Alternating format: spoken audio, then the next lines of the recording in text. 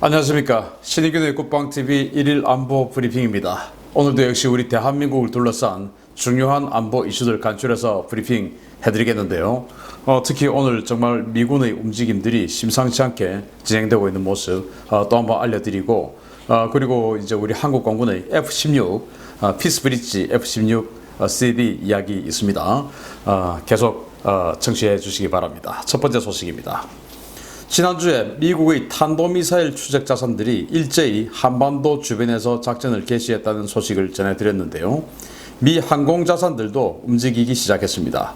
미 인도태평양 사령부가 지난달 괌에 전개된 B-1B 폭격기 전력이 단순한 임시 파병이 아니며 최근 동해에서 실시됐던 일본과의 연합훈련에 동원된 B-1B 폭격기에 스텔스 순항 미사일 실탄이 장착되어 있었다는 사실을 공개했습니다. 인도태평양 사령부는 현지 시각 1일 공개한 사진에서 괌 앤더슨 공군기지에 제7 폭격 비행단 소속 B-1B 폭격기 4대와 지원병력 200여 명이 괌에 배치됐다고 소개하면서 이들이 출격 전 제즘 ER 장거리 스텔스 공대지 순항 미사일을 장착하는 사진을 공개했습니다. 이 사진 속에 등장하는 제즘 ER 미사일은 사거리 900km급을 자랑하는 정밀 스텔스 미사일로 북한의 방공망으로 대응이 불가능한 무기인데요. B-1B에 탑재된 이 미사일들에는 폭발물 경고 표지, 즉 실탄임을 보여주는 표지가 붙어 있었습니다. 최근 동해 일대에서 실시된 훈련에 동원된 폭격기들이 즉각 북한을 타격할 수 있는 실탄을 장착하고 있었다는 것을 보여준 것입니다. 이 같은 경고 메시지는 최근 심포를 겨냥한 대잠전력 최일선 기지로 활용되고 있는 일본 미자와 기지에서도 나왔습니다. 미군은 미자와 공군기지에 제1해군 해상초계비행대 소속의 P-8A 포세이돈 해상초계기들이 전진 배치됐음을 알리며 이들이 마크 54 대잠 어뢰를 장착하는 장면을 공개했습니다. 이 역시 최근 북한 인근 해역에서 작전 중인 포세이돈 초계기들이 대잠 어뢰 실탄을 장착하고 비행하고 있음을 과시한 것인데요. 최근 북한의 미사일 도발 움직임과 관련해 미군이 연이어 북한 인근 출현 항공기들의 실탄 무장 사실을 공개한 것은 북한에 대한 강력한 경고 메시지로 풀이됩니다.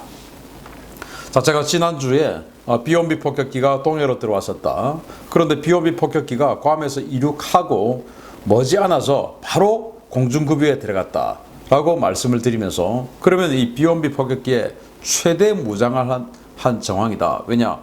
무장을 아주 많이 장착할수록 이륙할 때 굉장히 많은 연료가 소모되죠. 그렇게 해서 이제 이륙하자마자 연료를 너무나 많이 소비했기 때문에 공중급유를 하고, 그리고 목표 지점에 갔다가 돌아오면서 다시 공중급유를 하고, 그리고 이제 기지에 착륙을 하게 되는데, 이륙하고 얼마 지나지 않아서 오키나와 인근 동쪽에서 괌에서 이륙한 이후에 그렇게 해서 이제 공중급유를 받았으니까 아주 많은 무장을 탑재한 것 같다라고 말씀드렸는데, 그 관련 사진을 이번 주말에 미군이 공개를 했습니다. 아까 사진에서 보셨다시피 이 제즘 ER 미사일을 줄지어서 이렇게 싣고 있는 모습이 보이는데, 이 B-1B 한 대에는 제즘 ER 미사일 최대 24발을 탑재를 할 수가 있고, 이 제즘 ER 미사일은 사거리 900km 이상의 스텔스 정밀 타격 미사일이에요. 그러니까 24발, 그리고 이제 2대가 갔으니까 48발의 장거리 공대지, 그러니까 동해 어디에서든지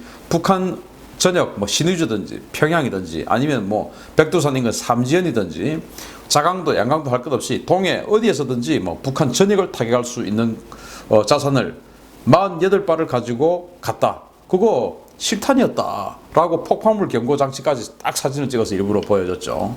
그렇게 해서 이제 북한에 대한 압박 경고를 보여주면서, 또 일본 혼슈 최북단에 있는 미자와 공군기지에, 거기 이제 주1 미군 공군기지거든요. 거기 이제 F-16들이 주둔하고 있는데, 여기 최근 이제 전 비행대들이 와서 추진되어 있죠.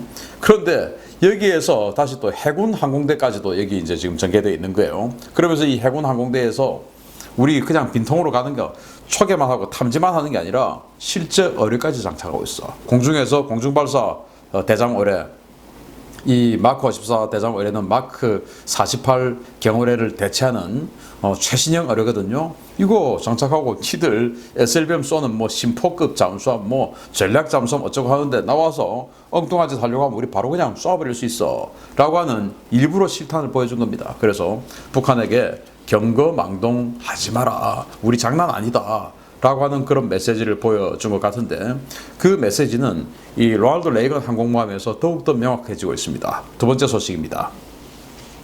이런 가운데 로널드 레이건 항공모함 타격 전단과 아메리카 상륙 준비 전단도 이상 움직임을 보이고 있습니다. 8월 1일 오전 10시 일본 요코스카 해군기지에 입항하려 했던 로널드 레이건 항모가 요코스카 앞바다에 계류하다가 당일 야간 출항해서 현재 일본 북동부 해역으로 이동한 사실이 확인됐습니다. 당초 미 해군은 일본 외무성에 7월 31일 보급과 유지 목적으로 로널드 레이건이 요코스카에 입항한다고 통보한 바 있는데요. 레이건 항모는 요코스카에 입항 직후 반나절 만에 함재기를 만재하고 출항했습니다.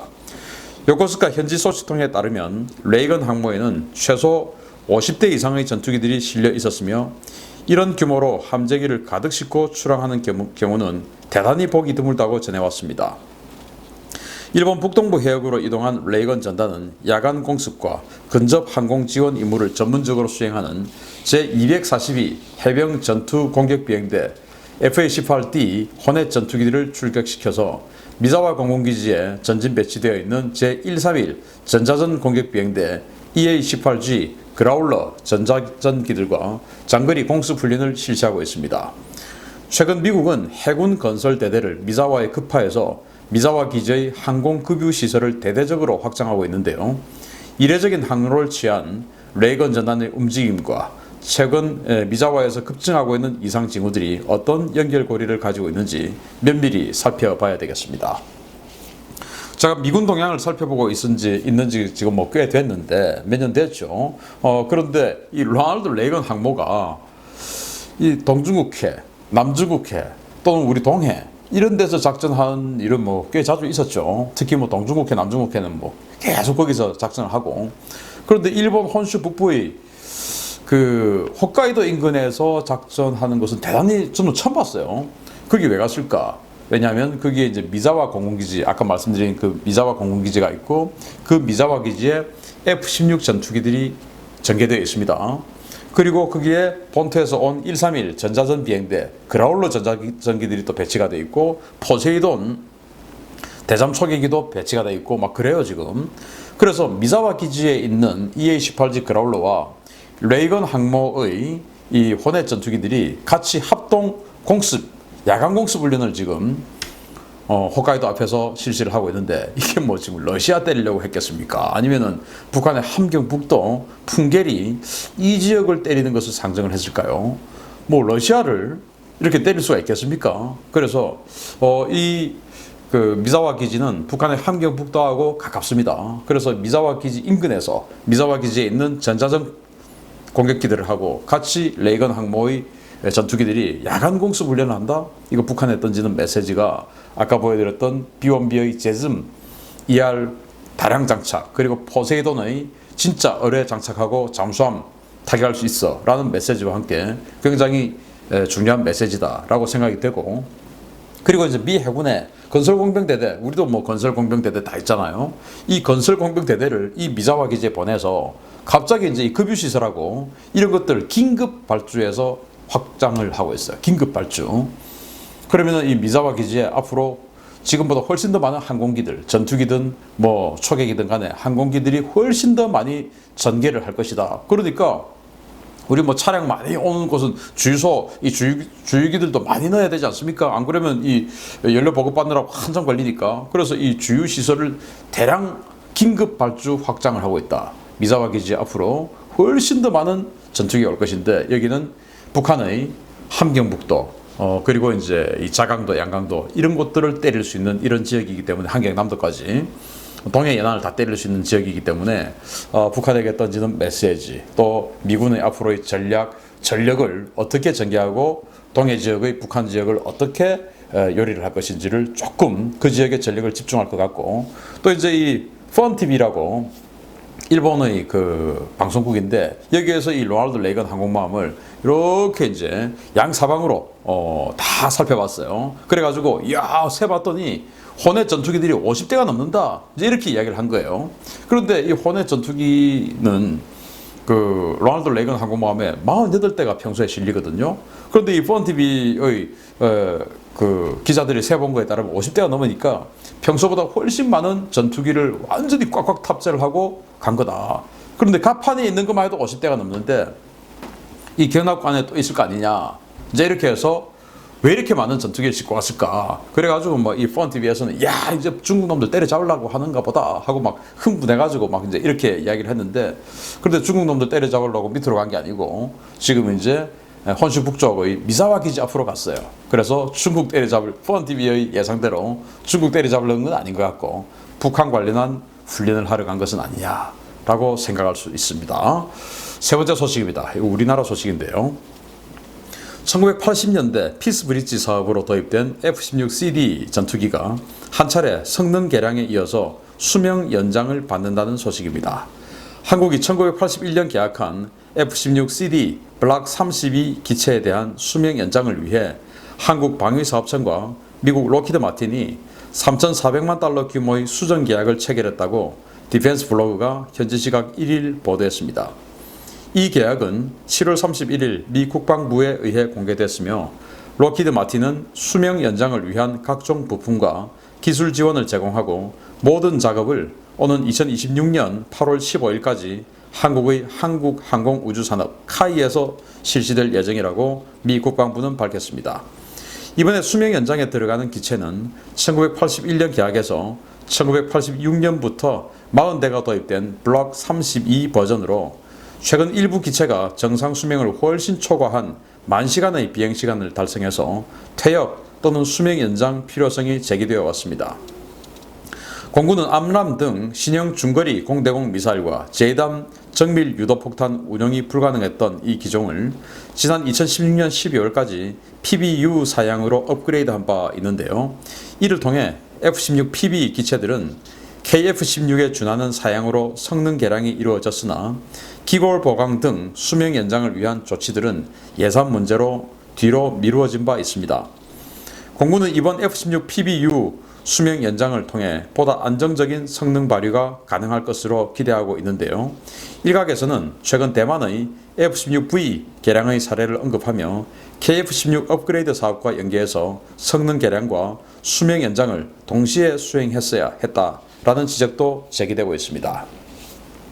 우리 한국 공군이 40대 도입했죠. 1980년대 초반 81년 계약을 해서 86년부터 도입이 됐는데 처음에 36대를 계약했다가 나중에 이제 가격이 좀 내려가고 환율이 좀 좋아지고 해가지고 예산이 남아가지고 4대 더 해서 40대를 도입했어요. 근데 그 중에서 이제 운용을 하다가 추락한 기체들 이렇게 있어가지고 지금 뭐 30여 대 한 35대, 36대 정도 운용을 하고 있는 것으로 알고 있고 그 중에서 일부는 RF-16 그래서 세매라고 해서 정찰기 버전으로 사용을 하고 있습니다. 자 그런데 이 최초의 이 PB 그러니까 F-16CD형 우리 KF-16하고는 달라요. KF-16은 나중에 이제 1990년대에 율곡 사업으로 이제 또 계약을 해가지고 120대 계약했다가 추가 20대 더 생산하고 이건 라이센스로 해서 카이에서 라이센스 생산해서 140대를 생산한 것이고 그와 별개로 이렇게 40대를 또 도입을 한 것이 그 이전에 F-16 초창기형이거든요. 그런데 KF-16 같은 경우는 당시 아주 좋은 조건으로 암람 미사일을 사용할 수 있는 등 굉장히 성능 좋은 장거리 공대공 전투를 할 수 있는 버전으로 도입이 됐는데 이 초창기 F-16들 80년대 도입한 이 F-16들은 이 장거리 공대공 전투, BVR 전투가 안 됐어요. 그래서 사이드와인드밖에 안 됐고 뭐 이런 전투기였어요. 그래서 이제 이걸 2016년까지 업그레이드를 해서 KF-16처럼 암람 운용할 수 있고 또 이제 제이담, 그래서 제이담도 안 됐어요. 제이담 렉을 이렇게 해가지고 제이담을 한쪽 날개에 2발씩 해서 최대 4발을 장착할 수 있는 이런 업그레이드를 하고 미군하고 또 데이터 링크를 주고받을 수 있도록 또 우리 한국군에서도 지금 뭐 피스아이 조기 경보기나 이지스함 이런 것들이 링크 16 해서 미군하고 데이터 링크 할 수 있는 시스템이 다 돼 있어요. 그래서 이제 이 초창기 F-16들도 그런 링크 16 해서 미군 그리고 우리 이지스함, F-15K 그리고 조기 경보기 이런 것들하고 데이터 링크할 수 있는 시스템을 이제 업그레이드를 했습니다. 자, 그런데 이제 한 30년 넘게 이렇게 쓰다 보니까 수명이 다 됐죠. 그래서 이제 기골 보강하고 수명 연장 작업을 지금 이제 해서 카이에서 작업을 하게 되는데, 저는 이거 하면서 그냥 좀 더 세게 업그레이드를 좀 했으면 좋겠다라는 생각을 해봐요. 왜냐하면 이제 이 대만도 1991년도에 F-16을 계약을 해서 도입을 했는데, 대만이 도입을 한 F-16은 우리의 F-16보다 훨씬 더 단계가 떨어집니다. 우리는 F-16CD형이고 대만은 F-16AB형을 도입했어요. 왜냐? 당시로선 최신형인 F-16CD를 대만에게는 줄 수 없다. 중국 때문에. 그렇게 해서 대만은 정말 완전히 깡통 버전의 F-16을 사갔다가 최근에 그 중에서 거의 대부분이죠. 134대를 전부 최신형 F-16 블락 70 등급 클래스 정도 되는 F-16V 버전으로 완전히 그냥 환골 탈퇴시켜 버렸어요. 우리 KF-16도 이제 그렇게 업그레이드 할 텐데, 그래서 KF-16 정도의 전력과 F-16V 정도의 전력은 그냥 이거는 차원이 다른 그런 전투기거든요. 그래서 대만이 그런 업그레이드를 할 수 있으면 우리 이 피스 브릿지 F-16, 그러니까 80년대 도입 F-16도 충분히 할 수 있습니다. 그렇게 하면은 정말 막강한 전력의 전투기를 한 30대 정도를 앞으로도 한 15년 이상 이렇게 더 쓸 수가 있는데, 이런 개량에 너무 인색한 우리 한국군은 아닌가, 그 버릇이 또 여기 또 나오는 거 아닌가 싶고요. 공군에게 물어보면 그러겠죠. 노후돼서 이걸 또 몇 년 더 쓰려고 그 돈을 투입하냐라고 하는데, 단 10년을 더 써도 최강의 전력으로 운영해야 되는 겁니다. 그래서 이번 업그레이드에 기왕에 할 거 대만처럼 또 우리 KF-16처럼 정말 강력한 이 F-16V 형으로 업그레이드를 하는 것은 어떨까? 지금이라도 공군 출신의 정경두 국방부 장관이 그런 생각을 좀 가지고 예산을 좀 태우면 제가 좀 박수를 좀 쳐줄 텐데 왜 그런 생각을 안 하시는지 모르겠어요. 아무튼 이 F-16 피스 브릿지 CD형은 충주에 있는 19 전투비행단의 전량 지금 배치가 되어 있는데, 아무튼 여기서 업그레이드를 잘해서 우리 19 전투비행단 중부 지역의 최강자로 계속 군림해 주기를 기대합니다. 마치겠습니다. 감사합니다.